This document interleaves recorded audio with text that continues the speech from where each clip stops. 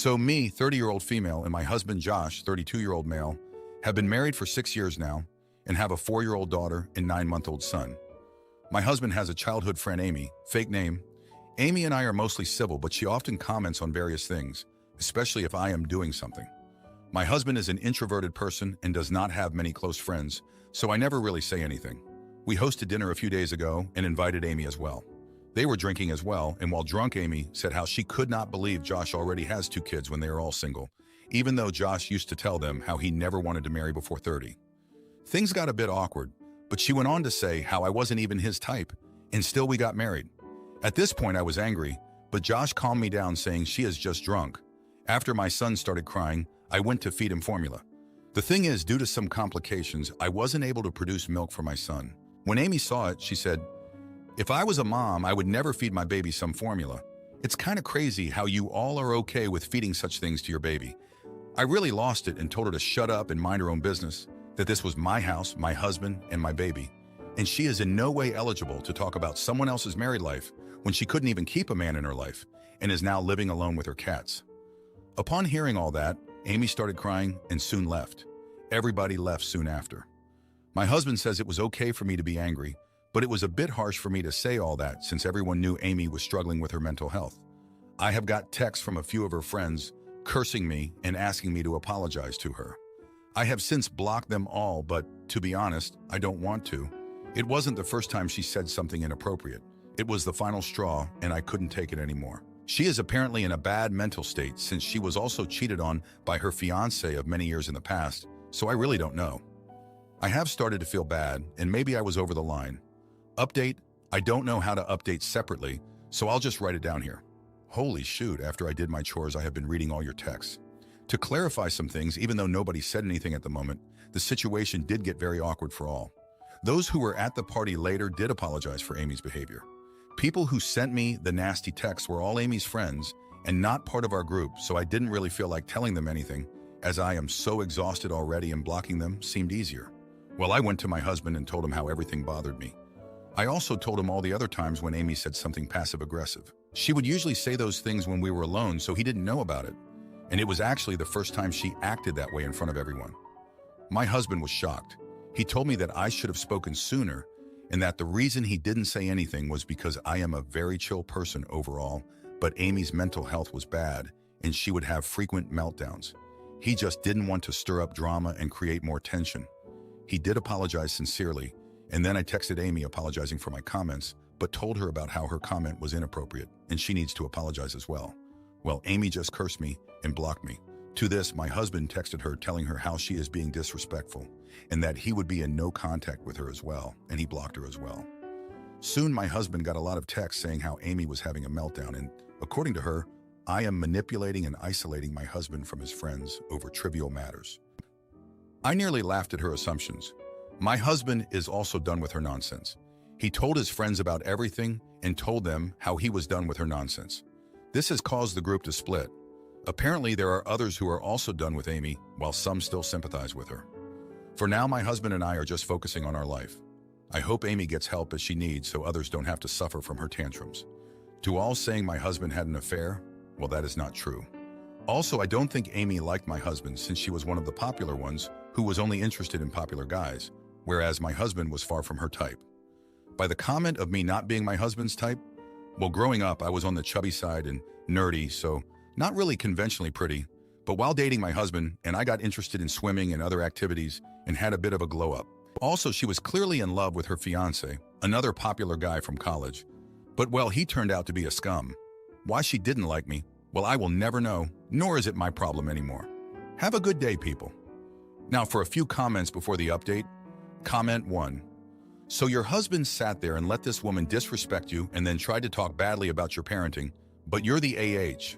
Having mental health issues doesn't give you a free pass to be a C-size channel. I'd tell him he needs to tell her what she did was disrespectful and out of line, and he will be cutting her off. And I'm curious, what does she think his type is? Her? Comment 2.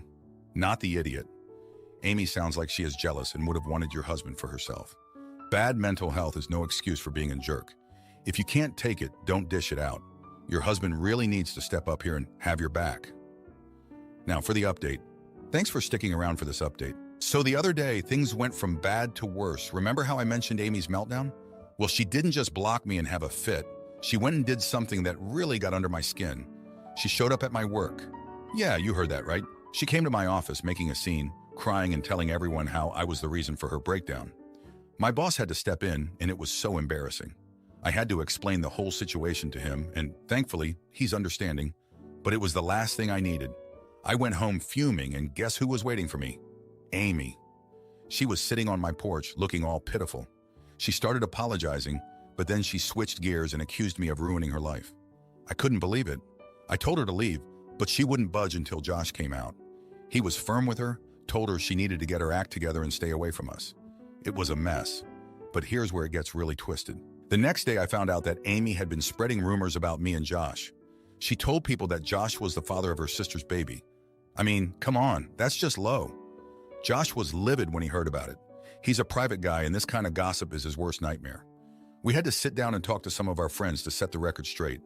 It was draining, to say the least. And if that wasn't enough, my sister-in-law called me later crying. She had a huge fight with her husband because he believed the rumors. It took a lot of convincing and a paternity test to clear that up. The whole family was dragged into this drama, and it's been tough on everyone. Now, I'm just trying to keep my head above water. Work is stressful because of Amy's stunt, and my family is still reeling from the fallout. Josh and I are okay, but this whole ordeal has put a strain on us. We're trying to focus on our kids and move past Amy's chaos. I'm not sure why Amy targeted me like this. Maybe she's always been jealous, or maybe she's just lashing out because her own life is a mess. Either way, I'm done with her. I've got enough on my plate without her drama. I just hope she finds the help she needs so no one else gets caught in her storm. Thanks for reading. My religious family stages an intervention to force me back to church, but I walk out and leave them praying for my return while I start a new life, free of guilt and lies. I don't have anything against religion or people who are religious. It is just not for me. Let's start with the beginning. I, 22-year-old male, was raised in a Protestant Christian household. Not just my parents, but all my grandparents, aunts and uncles, nephews and nieces, and other relatives are religious. It was never very strict or a bad experience growing up. I wasn't allowed to watch South Park, for example. But other than that, I can't remember there ever being a thing I wasn't allowed to do due to religion, other than cursing. Sure, when I was younger, like until 12 years old, I thought that God was real and the Bible contained nothing but the truth. But the main real reasons for that were most adults in my life were religious, afraid of going to hell if I didn't believe. The Bible was over 100,000 pages long. Surely no man could ever think of that by themselves. I was brought to Sunday school, went to church at least once a week, and when I became too old for Sunday school, I went to a weekly teenage Sunday school, catechism. I tried to believe in God for a long time, but it just never clicked for me. I think when I was 17 or 18 years old, I stopped trying. I still went to church like every other week to keep my parents happy. Honestly, I thought I could just keep up the facade and never have to deal with this. Well, tonight it finally happened. My mother was angry at me for not going to church today. I have been going less and less recently, and she asked, "Do you even still believe in God?" We've had this discussion before, but today, I couldn't keep lying anymore and told her the truth. No, I don't, and I never really have. We talked for about an hour in which I explained how I felt and my reasons for stopping to believe. Now my mother is crying, feeling guilty for putting me on this planet, guilty for failing in raising me to be a Christian, guilty for failing God, and guilty for ruining my soul. She is now angry at me for rejecting God and lying to them, and basically said that she didn't want to see me for a while. I tried to point out that in the Bible, it says that God has come for all, but she's adamant in her belief that without God, your life is basically doomed. I feel terrible and told her so, but I think it is unreasonable to ask of me to believe in something I just simply don't. Honestly, this was the reason I never told her. My mom is very emotional, and I knew she would break down if I ever told her this. I can't believe I would ever hear this from one of my own children, was the last thing she said before I left. So am I the idiot for lying about it and upsetting my mother? Told my mother I don't believe in God, and now she's angry at me for lying to her about it. She's now partly blaming herself for ruining my soul. Now for a few comments before the update. Comment 1. Not the idiot. You believe what you believe, and she wasn't feeling guilty about anything. She was trying to shame you for your beliefs. There is a big difference. I am sorry to say that she is a hypocrite. Christians believe in Jesus, and nothing that man ever did implies he would not accept you and never give up on you because you believe something different. Her belief system is skewed. Comment 2. Not the idiot. OP, you didn't do anything wrong. You were asked a question and you told the truth. You don't believe, and that's fine. Now really, as a Christian, your mom should love you regardless and accept you. But we all know that not all Christians act like that. It's a sad situation, but it's better than living a lie. Now for the update, thanks for all the comments on my last post. So after the blow up with my mom, things went from bad to worse. The next day, my dad, who's usually the quiet type, sat me down for a serious talk. He said he'd been thinking all night about what I told mom and that he felt betrayed. He couldn't understand how I could turn my back on everything they taught me. I tried to explain it wasn't about them, but he wasn't having any of it. He said he needed time to think about what this meant for our family. The day after that, my aunt called. She'd heard from my mom and was full of "I told you so's." Apparently, she'd always suspected I was a non-believer because I asked too many questions in Sunday school. She said the family was planning an intervention to bring me back to the fold. I couldn't believe it. An intervention, like I was some kind of addict. I told her to count me out, but she said it wasn't a request. The family was going to save my soul, whether I liked it or not. I was still reeling from that call when my younger sister texted me. She was in tears, saying that mom and dad were fighting about me. My dad was blaming my mom for not being strict enough, and my mom was blaming my dad for not being around enough. It was a mess. My sister said she didn't know what to do and that she felt caught in the middle. I felt guilty for causing such a rift, but at the same time, it wasn't my intention to hurt anyone. The next day, the intervention happened. It was like something out of a movie. My entire family was there, even my grandparents. They all took turns talking about how much they loved me and how they couldn't stand by and watch me throw my eternal life away. My grandpa, who I always thought was cool and laid back, was the most vocal. He said he'd had a dream where I was lost and alone, and he was convinced it was a sign from God. I sat there feeling like a cornered animal as they all watched me with expectant eyes. I didn't know what to do, so I just walked out. I couldn't handle the pressure and the guilt they were trying to put on me. I went to a friend's house and stayed there for a couple of days, ignoring my family's calls and texts. When I finally went home, I found out that my mom had taken to her bed, depressed. My dad said it was my fault and that I had to fix it. I felt so trapped. I went to see her, and she was just lying there, looking so small and sad. She wouldn't talk to me, just turned her face to the wall. I felt like the worst son in the world. But then something unexpected happened. My uncle, who had been silent during the intervention, pulled me aside. He confessed that he too had doubts about his faith and that he admired my courage for being honest. He said he'd support me no matter what the rest of the family thought. It was a small comfort, but it meant the world to me. The next day, my sister came to me, crying. She said she was scared of what was happening to our family and that she didn't want to lose me. She begged me to just pretend for the sake of peace. I didn't know what to say to her. I hated the idea of lying again, but I also hated seeing my family in pain. I'm still trying to figure out what to do. It feels like no matter what I choose, someone gets hurt. And the worst part is, I can't shake the feeling that I'm being manipulated, that my family's using my sister and my mom's health to guilt me into conforming. But I can't prove it, and I don't want to believe it. It's all just a mess. Thanks for reading. My roommate's husband overstayed his welcome and made my life a living hell.